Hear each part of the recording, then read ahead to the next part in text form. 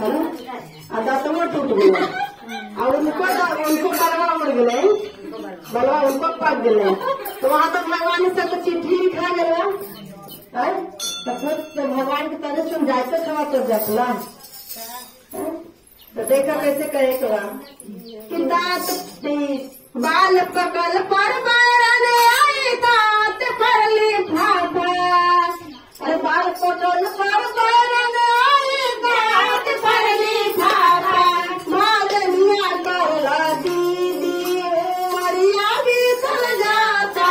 मादनिया करला दीदी उमरिया भी चल जाता। मादनिया करला दीदी उमरिया भी चल जाता।